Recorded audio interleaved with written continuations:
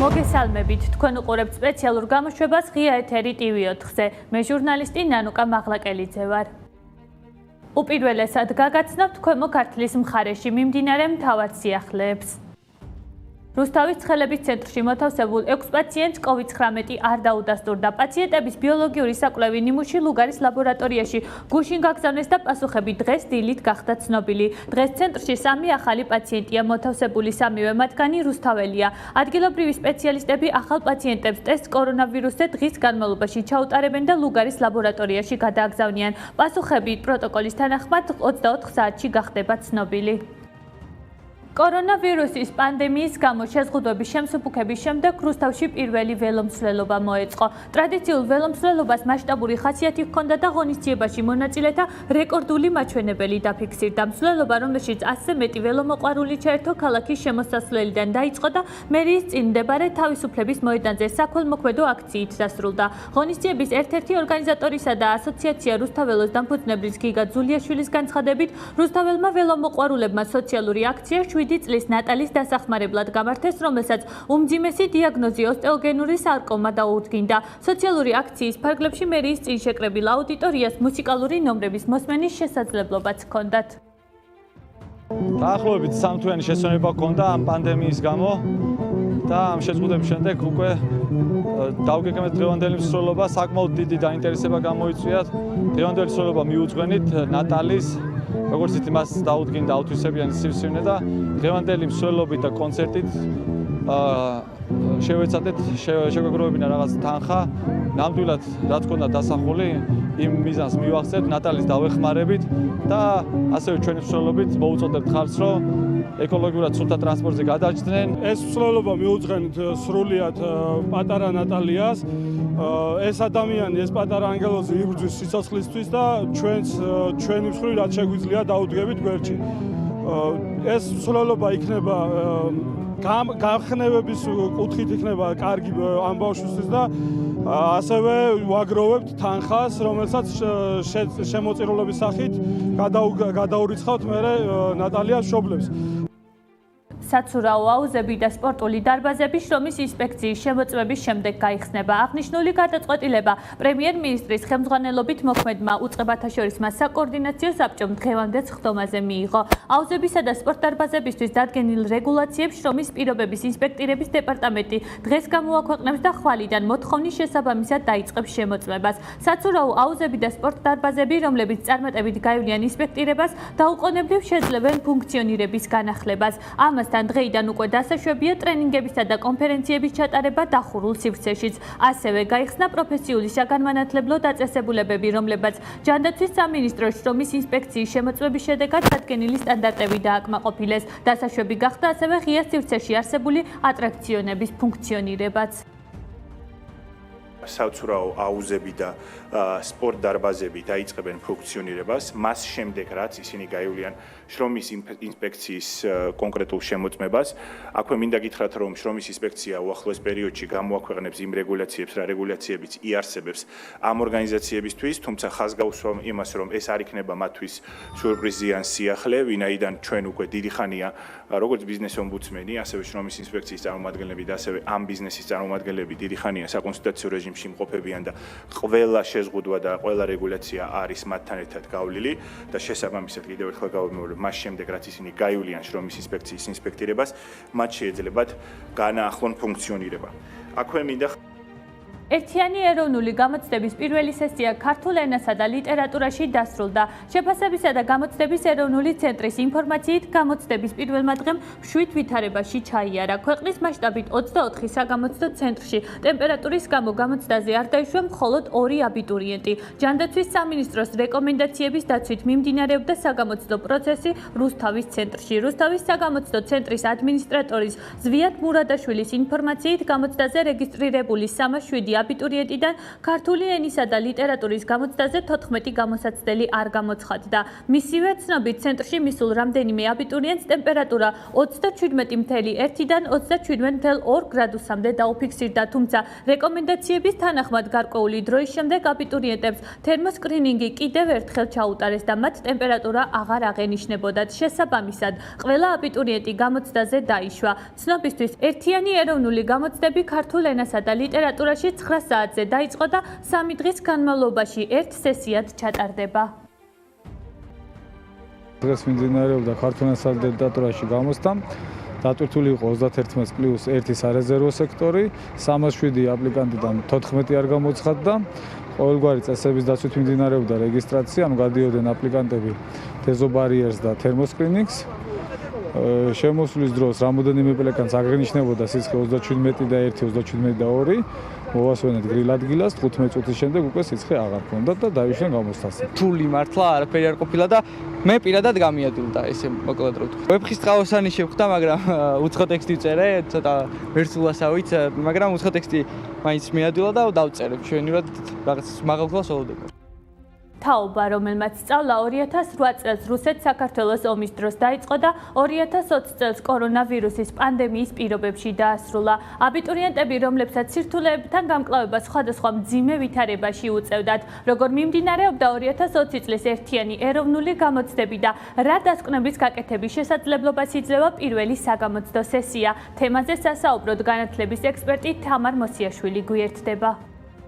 მოგესალმებით, ქალბატონო თამარ, მადლობას გიხდით ჩართვისთვის. მოგესალმებით, მადლობა მოწვევისთვის.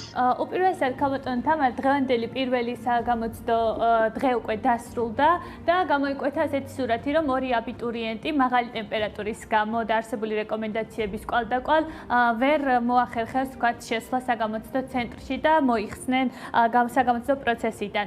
თქვენ როგორც განათლების ექსპერტმა, რომ შეგვიფასოთ ეს ფაქტი, რამდენად მაღალია ეს რიცხვი და შესაძლებელია თუ არა, რომ შემდეგ ეტაპზე უკვე სხვა საგნების კვალდაკვალ გაიზარდოს ეს რაოდენობა, როგორ შეაფასებთ არსებულ მდგომარეობას? პირველ რიგში ნამდვილად უთანაგზნობ იმ აბიტურიენტებს, რომლებიც გამოცდიდან მოიხსნენ და პრაქტიკულად ეს ჩვენ ვიცოდით გამოცდების ეროვნულმა ცენტრმა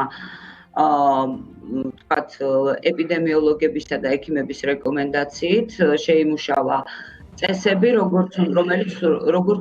რომლების მიხედვითაც უნდა ჩატარდეს გამოცდები. ცხადია, ეს წესები არ არის ძალიან სასიამოვნო, პირიქით ბევრ უხერხულობასაც უქმნის ადამიანს და ერთ-ერთი წესი იყო ის, რომ თუ აბიტურიენტს ექნებოდა სიცხე, მას არ დაუშვებდნენ თქვათ საგამოცდო ცენტრში. ეს იმ შემთხვევაში თუ მას არ ექნებოდა შესაბამის PCR ტესტი, თუ უარყოფითი COVID უარყოფითი პასუხი ამავდროულად. დიახ, არ დაუშვებდნენ შესაბამისად მსგავსი მიდგომები ცენტრალიზებულად ადმინისტრირებულ გამოცდებს ახასიათებს.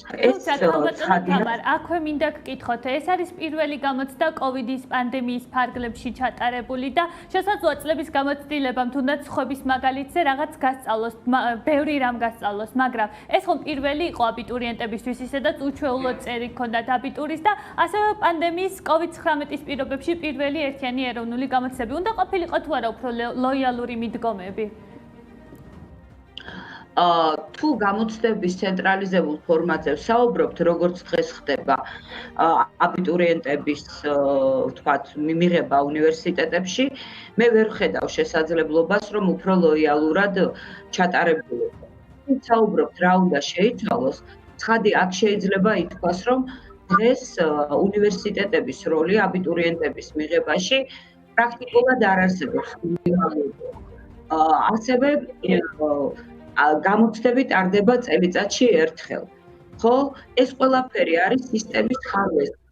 თუ ზოგადად რეფორმაზე ვსაუბრობთ, რომელიც გულისხმობს უნივერსიტეტების როლის გაზრდას აბიტურიენტების მიღებაში, უნივერსიტეტების მიერ იმ საგნების შერჩევას, რომელიც კონკრეტულ ფაკულტეტებზე არის მათი აზრით რეკომენდირებული, ცხადია ამგვარი ცვლილებები არის სასურველი. ხოლო როდესაც ამ ყველაფრიდან გამომდინარე ქალბატონო თამარაზე ჩვენ საუბრობთ, რომ გითხრათ, აი მეორე შანსი ჩვენ მქონდა ამაზე საუბარი იმ დროს, როდესაც გავიგეთ როგორი იყო რეკომენდაციები, ვთქვათ და როდესაც წარადგინეს ეს გეგმა პრეზენტაციის სახით. აი დღეს უკვე როცა დაიწყო და პრაქტიკასთან გვაქვს შეხება, მეორე შანსი რამდენად საჭიროა, აი ახლა დღევანდელი გადმოსახედიდან როგორ ფიქრობთ იმ აბიტურიენტებისთვის, რომლებმაც ვთქვათ, სწორედ რეკომენდაციების გათვალისწინება ვერ მოახერხეს, ან რაღაცაში ვთქვათ, სიფრთხილე ვერ გამოიჩინეს და შესაბამისად ვერ მიუდგნენ ამ საკითხს. მე მგონია, რომ მეორე შანსი აბიტურიენტს, როდესაც მას სიცხე აქვს, ან უბრალოდ ვერ გამოცხადდა საგამოცდო ცენტრში ჯანმრთელობის მდგომარეობის გამო, სასურველია რომ ჰქონდეს. ისევე როგორც ასეთანსი გაუჩნდათ აბიტურიენტებს, რომლებიც ცხოვრობენ ოკუპირებულ ტერიტორიებზე. კითხავთ ცენტრალიზებულ გამოცდებზე ვსაუბრობ და ეს ხომ არ იქნება არათანაბარი მიდგომები თქვა დანარჩენი აბიტურიენტებისთვის, რომ მეორე შანსი ჰქონდეს ხვებს დანარჩენებს. ან თქვენ როგორ ფიქრობთ, როგორ შეაფასებთ? არის ამის ვისაც ჯანმრთელობის მდგომარეობა. მე ვფიქრობ, რომ არ იქნება არათანაბარი მოპყრობა, ეს არის ჯანმრთელობა, ადამიანი გახდა ცუდად და დაკარგა შანსი და შესაბამისად კარგავს ერთ წელს და თუ შესაძლებელი იქნება, რომ თქვათ ამ ადამიანს თქვათ დამატებითი გამოცდა ჩაუტარდეს, იქნება ჩემთვის პირადად მისაღები. თუმცა ასეთი პრეცედენტი ჩვენ არ გქონია საქართველოში. რატომ არ მოხერხდა ქალბატონ თამარ ამ პრეცედენტის დაშვება და საჭიროება დღის წესრიგში რატომ არ დადგა ეს საკითხი ამ დრომდე? მე მგონია, რომ პრობლემა, რომელიც გქონდა ჩვენ კორუფციასთან დაკავშირებით ვარდების რევოლუციამდე და გამოცდებმა პრაქტიკულად კორუფცია გააქრო უმაღლესში მიღების პროცესში, ეს თქვენ არ ვიცი საზოგადოების ეს პერიოდი არ ახსოვს, მაგრამ ვისაც გვახსოვს ძალიან შავი ფერებით და ჩემის აზრით ამან განაპირობა, რომ ცენტრალიზებულად ადმინისტრირებული გამოცდები იყო მკაცრად გაწერილი რეკომენდაციები და არ იძლეოდა შესაძლებლობას, რომ ვთქვათ, რეგულაციებში განსაკუთრებული შემთხვევები ყოფილიყო გათვალისწინებული. ასეთ განსაკუთრებულ შემთხვევად მე მივიჩნევ წელს ოკუპირებულ ტერიტორიებზე მცხოვრებ ჩვენს მოქალაქეებს. ესეც განსაკუთრებული არის საქართველოს სახელმწიფო ითვალისწინებს შექმნილ მდგომარეობას, რომელიც ყველასთვის არის ნათელი და ამ ადამიანებს განსაკუთრებულ არხს სთავაზობს განათლების მისაღებად. გასაგებია, რომ ეს ადამიანები უკვე კონკურენციას აღარ უწევენ დანარჩენ თანატოლებს, არც დანარჩენი თანატოლები უწევენ მათ კონკურენციას, მაგრამ შექმნილი ვითარებიდან გამომდინარე ალტერნატიული გზა აუცილებელია რომ იყოს. და ეს მე არ მახსენდება სხვა შემთხვევა,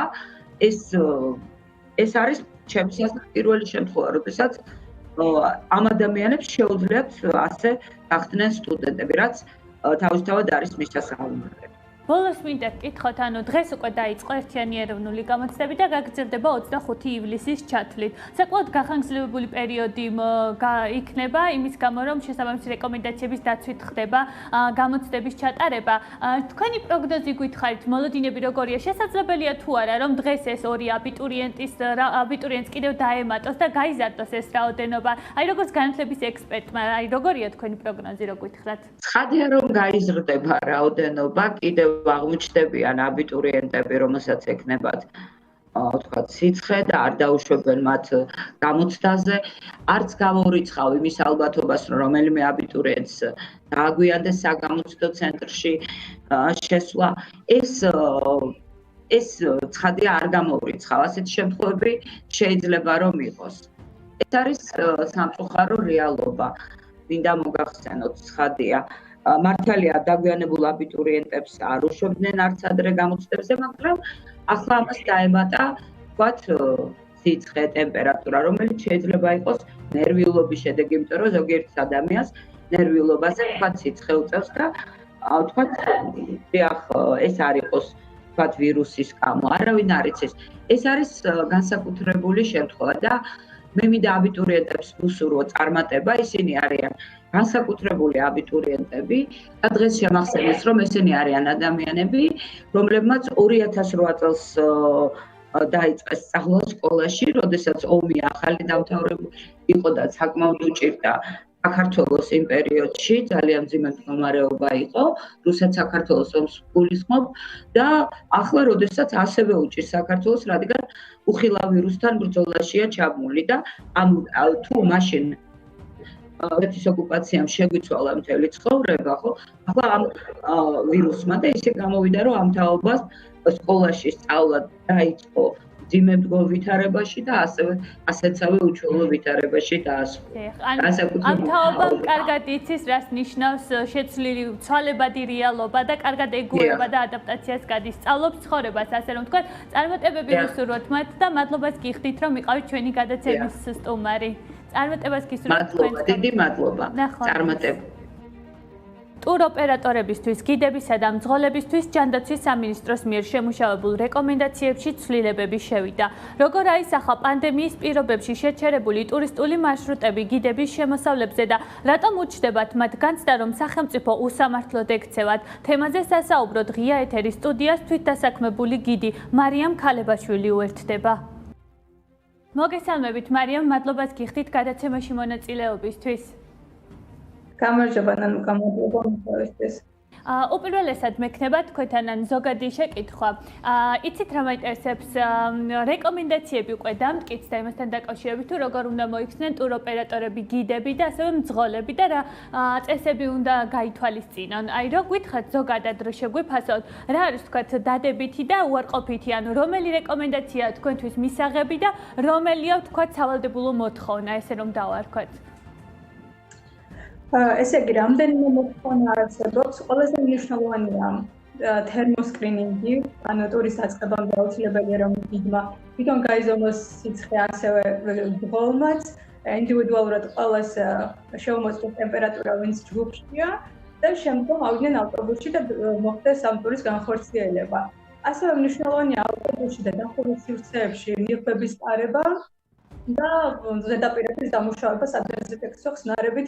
ყველაზე მეტად რაც მე არ მომწონს, ეს არის ნიღაბი. სიმართლე რომ გითხრათ. პრევენციისთვის შესაძლებელია მნიშვნელოვანია, მაგრამ ვფიქრობ, რადგანაც საზურგეები მეტნაკლებად ისავენ გზავრებს ერთმანეთისგან, მე ვფიქრობ, რომ არ არის კარგი ამ ნიღბის ტარება სხვადასხვა მიზეზის გამო არაკომფორტული იქნება გარკვეულწილად უსიამოვნო შეგრძნებებს შექმნის, მაგალითად მე გავიკეთებ ნიღაბს ასე, ტურისტს უნდა დავხვდე ასე, მივესალმო ასე. ჩვენ სფეროში ძალიან მნიშვნელოვანია ღიმილი, ხო? ასე კონტაქტის დამყარება ცოტა რთულია, მაგრამ თუ ნიღაბს მოვიხსნე ტურისტს გავღიმებ, ეს უფრო სხვა ჟესტი იქნება, უფრო მეგობრული ჟესტი იქნება და ჩემი აზრით ტური ბევრად უფრო ეფექტური იქნება ნიღბის გარეშე ვიდრე ნიღბით. მარიამ, საკმაოდ საინტერესო თვალსაჩინოება გვაჩვენე ახლა ჩვენი პირვადის თვალსაზრისით, თუმცა მე იმედი მაქვს, რომ ტურისტი მაინც მიხვდება იმ კეთილგანწყობას, რომელიც გიდებს აქვთ მათ მიმართ და სწორედ ამ ღიმილს, თუნდაც სიტყვებით, ფორმით, სიტყვით შეგვიძლია ხო იგივე ჩავანაცვლოთ, ანუ ჩანაცვლება მაინც ალტერნატივა მე მგონი ყოველთვის გამოიძებნება ასეთ სიტუაციებში, თუმცა არის კიდევ მეორე დისკომფორტი, როდესაც არის ვთქვათ რამდენიმე დღიანი ტურები და ამ შემთხვევაში დიდი ხნის განმავლობაში გვიწევს ხოლმე გიწევთ მგზავრობა. ხომ ამ პირბადეებით, აი აქ რა სახის დისკომფორტი შეიძლება იყოს? სიცხეთე ჩახუთულობა, ახლა მე მუშაობ კულტურულ გიდად და მთაშიც დავუყვები ხოლმე ტურისტს და ავტობუსში, როდესაც მაგალითად წარმოვიდგინოთ, რომ თბილისიდან მივდივართ ქუთაისში, ხო, 4 საათიანი მგზავრობა, გზად შესაძლებელია შევჩერდეთ გორში, არ ვიცი, 2-3 გაჩერება გავაკეთოთ და გამოდის რომ ტურისტ ნიღბის ტარება უწევს 2 საათის განმავლობაში მაინც მოუხსნელად, ნიღბის მოუხსნელად. არის ტურები რომლებიც ვთქვათ თბილისიდან პირდაპირ მესტიაში გამგზავრებას გულისხმობს, აქაც რა თქმა უნდა ჩერდებიან ტურისტები, მაგრამ ფაქტობრივად მათ ხანგრძლივი რამდენიმე საათის განმავლობაში მოუწევთ ნიღბის ტარება სატრანსპორტო საშუალებაში და ეს არაკომფორტულია. თუ მოდის მათი მხრიდან და მათთვისაც ასე უფრო კომფორტული იქნება. დიახ, ეს მაინტერესებს, ანუ თქვენ თუ გაქვთ ინფორმაცია, თავად როგორ აფასებენ ამ რეკომენდაციებს და აი თუ გრძნობენ თქვათ, რომ ეს გარკვეული დისკომფორტი შემქმნელი იქნება და ამის გამო თავს თუ იკავებენ, ან რა ინფორმაცია გაქვთ თქვენ თავად ტურისტებისგან?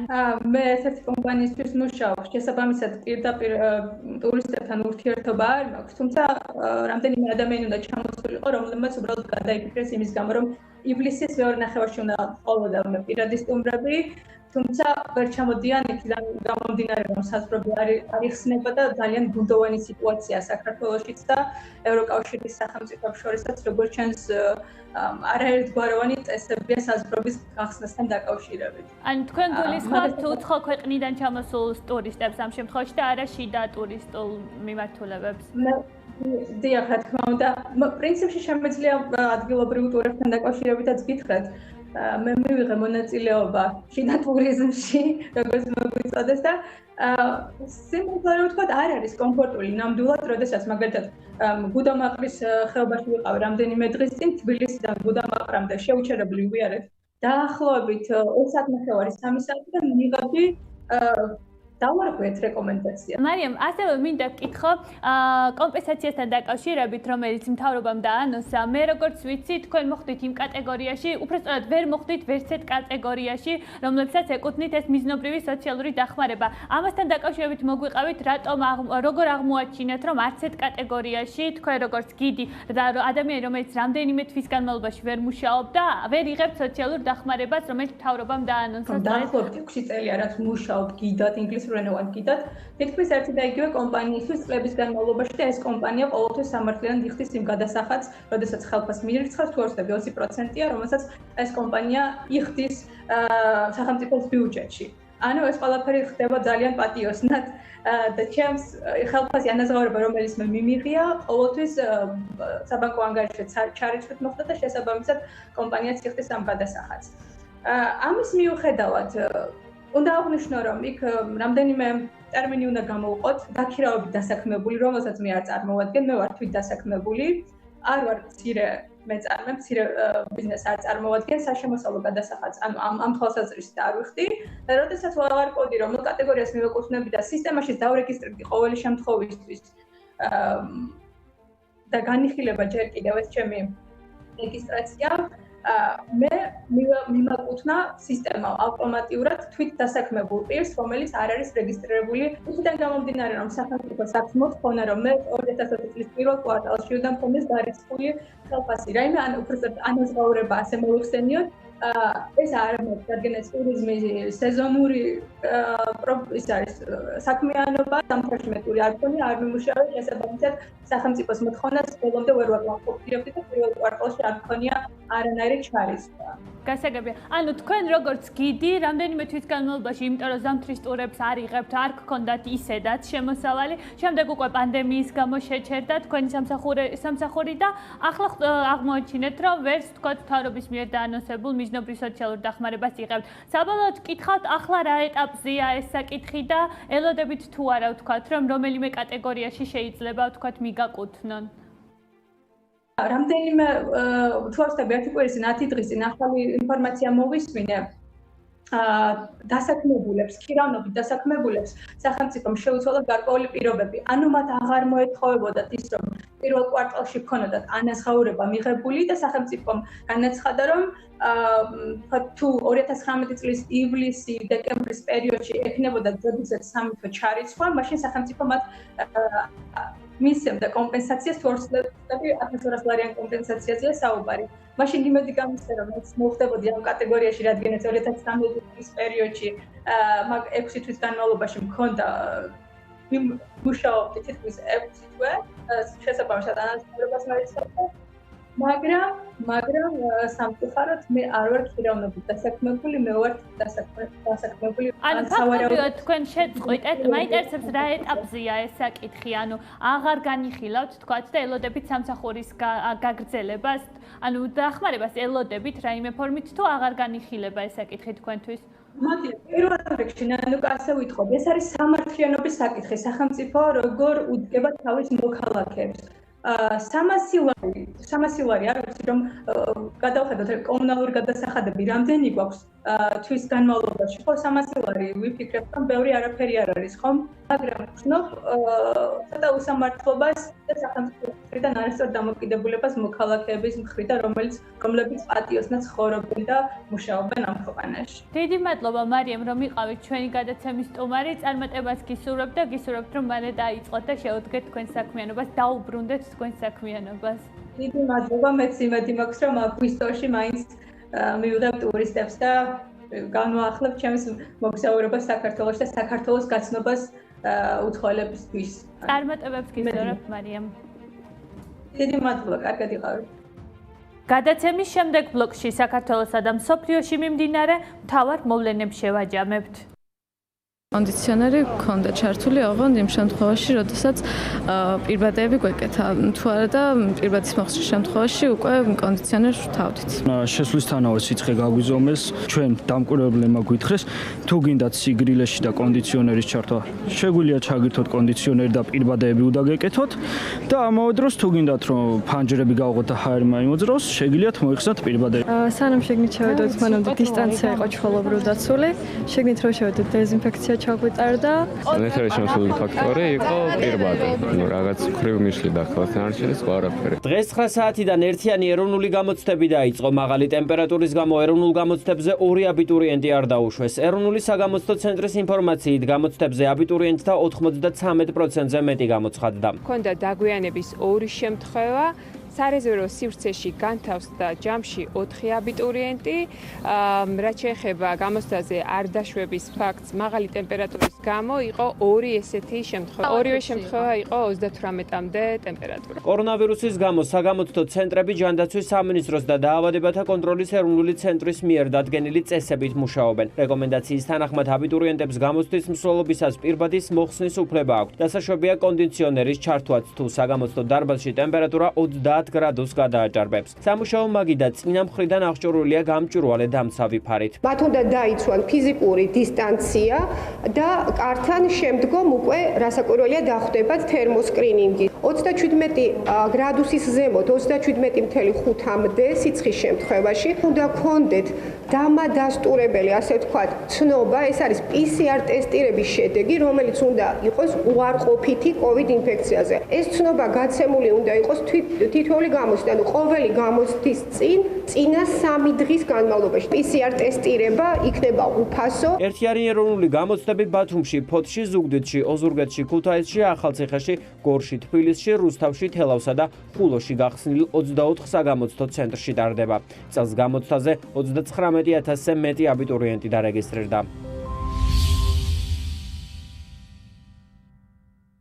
ტურისტული ჯგუფები და ორგანიზაციები ტურიზმის ეროვნულ ადმინისტრაციასთან გამაფრთხილებელ აქციას მართავენ. ორგანიზატორების მთავარი მოთხოვნა საჰაერო მიმოსვლის აღდგენაა. უამრავი პრობლემური საკითხია, რომელზე მკაფიო პასუხიც ისედაც მძიმე მდგომარეობაში მყოფ სექტორს არ აქვს, ამბობს გიდების საინიციატივო ჯგუფის ხელმძღვანელი. მისივე განმარტებით ტურების დასაგეგმად და მოლაპარაკებების დასაწყებად მნიშვნელოვანია იცოდნენ, რომელ ქვეყნებთან თანამშრომლობს ხელისუფლება. ალექსანდრე გიორგაძის თქმით, საქართველოსთვის მინიჭებული მწვანე ქვეყნის სტატუსი ხელისუფლება სათანადოდ ვერ გამოიყენა.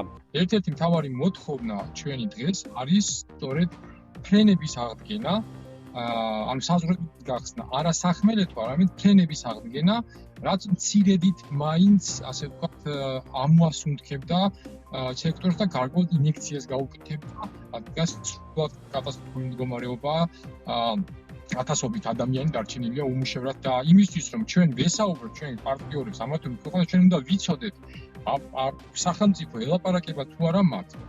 ეს ერთი საკითხი. მეორე საკითხი ის მშვენიერი COVID სიტუაცია, თუნდაც მწვანე ქვეყნის სტატუსი და სიამაყედ გაკეთებული განცხადებები, რომელიც ეხებოდა რა ჩვენ ვართ მწვანე ქვეყანა და 1000 რეიტინგში მოხვდით. ეს რეიტინგი აბსოლუტურად წყალში გადაყვანილი და ვერ მოხდა ამის გამოყენება. საკითხთან დაკავშირებით ჩვენ ტურიზმის ეროვნულ ადმინისტრაციასაც დავუკავშირდით, თუმცა დაპირების მიუხედავად მათგან კომენტარი ვერ მივიღეთ. საზღვარგარეთ მყოფი საქართველოს მოქალაქეების სამშობლოში დასაბრუნებლად ჩარტერულ რეისებს ვიზეარი და MyWay Airlines შეასრულებენ. საქართველოს მოქალაქეებისთვის ამ რეისებზე ბილეთის ფასი მაქსიმუმ 200 евро იქნება. არსებული განრიგით რეისები ევროპის 5 ქალაქიდან შესრულდება და 13 ივლისს ვარშავის მიმართულებით დაიწყება. ივლისის თვეში შესასრულებელ რეისებზე ბილეთები გაყიდული აქვს აირზენასაც. ივლისის თვეში უკვე არის მიღებული გადაწყვეტილება, რომ ორი ავიაკომპანია ვიზეარი და MyWay Airlines განახორციელებს სპეციალურ ჩარტერულ რეისებს რამდენიმე მიმართულებით და ეს მიმართულებები და თარიღები არის შემდეგი: 13 ივლისი ვარშავა, 15 ივლისი ბარსელონა, 17 ივლისი რომი, 22 ივლისი პარიზი და 28 ივლისი ათენი. ამ მიმართულებებზე როგორც აქამდე ხაზგასით მინდა აღვნიშნო, რომ ჩვენი მოქალაქეებისათვის მგზავრობის საფასური არ აღემატებოდეს იქნება 200 ევროს. ჩარტერული რეისებით საქართველოში დაბრუნებული მოქალაქეები 14 დღიან კარანტინში მოხვდებიან. სავალდებულო კარანტინის გავლა მოუწევთ ქვეყანაში სახმელეთო საზღვრებიდან დაბრუნებულ მოქალაქეებსაც. ამ დრომდე სპეცრეისებს მხოლოდ Georgian Airways ასრულებდა. საცურაო აუზები და სპორტ დარბაზების შრომის ინსპექციის შემოწმების შემდეგ გაიხსნება. რეგულაციები, რომლებიც დაწესებულებებმა შემოწმებისას უნდა დაიცვან, საბოლოო სახით დღეს გამოქვეყნდება. შრომის ინსპექტორების დეპარტამენტის ხელმძღვანელის თქმით, სპორტულ დარბაზებში ჯგუფურ ვარჯიშებზე 10 ადამიანზე მეტი არ დაიშვება. ინდივიდუალური ვარჯიშისას კი განთავსება ყოველ 6 მეტრზე იქნება შესაძლებელი.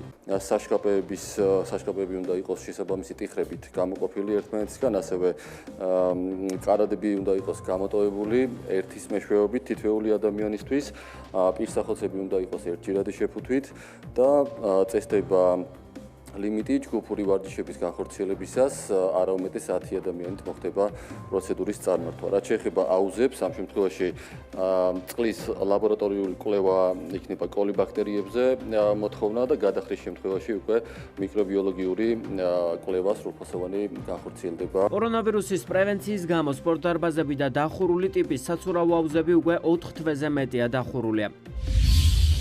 დღეიდან ტრენინგების და კონფერენციების ჩატარება ნებადართული იქნება. ჯანდაცვის სამინისტროს რეკომენდაციებით ღონისძიებაზე დასასწრებად აუცილებელი იქნება თერმოსკრინინგისა და დეზობარიერის გავლა. არ შეიძლება მსმენელების განთავსება ერთმანეთის პირისპირ და აუცილებელია, რომ გამოყენებული ფართის ყოველ 5 კვადრატულ მეტრზე მხოლოდ 1 ადამიანი იყოს დაშვებული. ბოლო 24 საათის განმავლობაში ოფიციალური მონაცემებით საქართველოში კორონავირუსის 2 ახალი შემთხვევა დადასტურდა და ამავე რაოდენობის პაციენტი გამოჯამრთელდა. კარანტინის რეჟიმში 3903 სტაციონარში მეთვალყურეობის ქვეშ კი 202 ადამიანი იმყოფება. მარინა ეზუგბაიას განცხადებით, კორონავირუსით ინფიცირების 2-ვე ახალი შემთხვევა შემოტანილია. ინფექციური საავადმყოფოს სამედიცინო დირექტორის თქმით, ქვეყანაში შიდა გავრცელება ძალიან მინიმალურია. სტოპ-კოვის მონაცემებით საქართველოში 108 აქტიური შემთხვევა. გამოჯამრთელებულთა რაოდენობა დღევანდელი ოფიციალური მონაცემებით 830-ია. გარდაცვლილთა საერთო რიცხვი კი 15.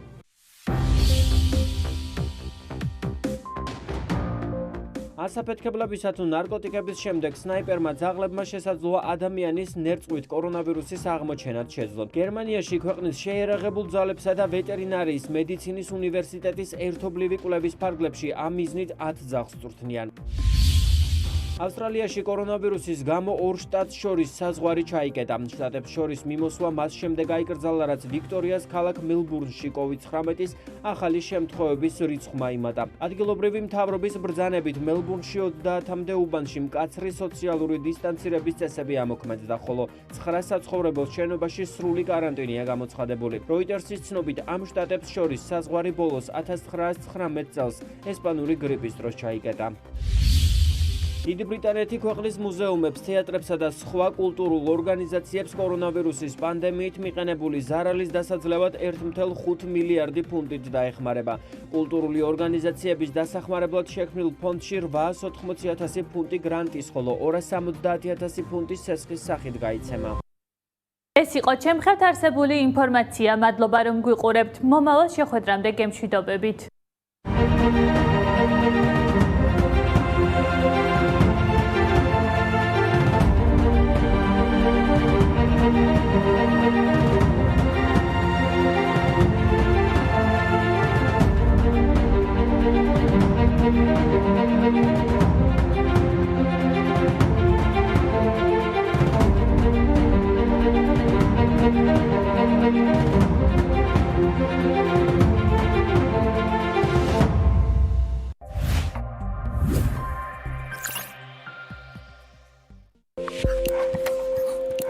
უსმინე შენი ქალაქის რადიოს FM 97.8. კროკობეტზე ახალ სამაგიდო თამაშებში გრანდიოზული უფასო ტურნირების სერია დაიწყო. ჩაერთე ყოველდღიურ უფასო ტურნირებში 12 საათიდან 23 საათის ჩათვლით ყოველ საათში ერთხელ. კროკობეტ.com გაერთე უსასრულოდ.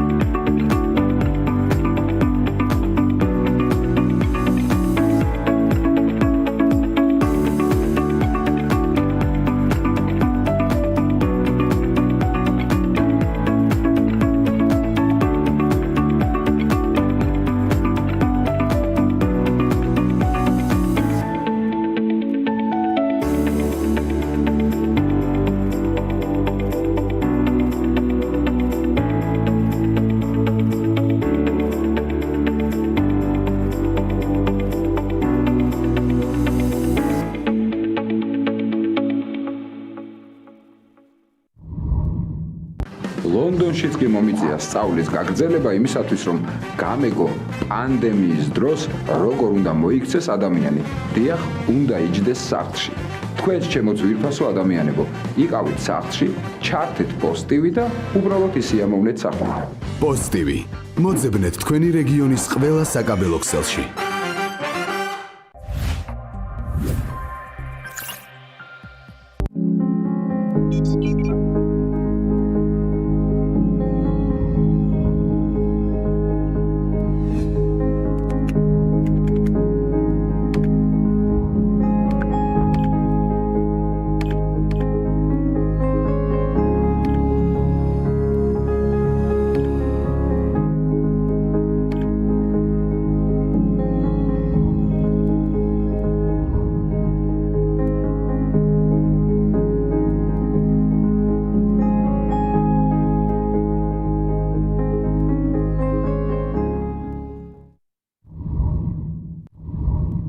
კროკობეთის EGT სლოტებში 5+1 დაბრუნდა. ითამაშე EGT სლოტები და მიიღე ყოველი მე-6 სპინის საჩუქრად. კროკობეთ.com გაერთე უსასრულოდ. რა უნდა აკეთო ამ დროში კაცმა?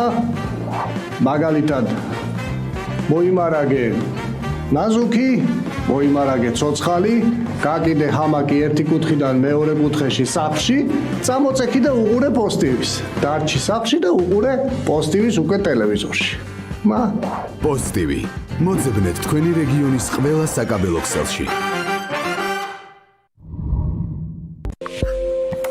უსმინე შენი ქალაქის რადიოს FM 97.8.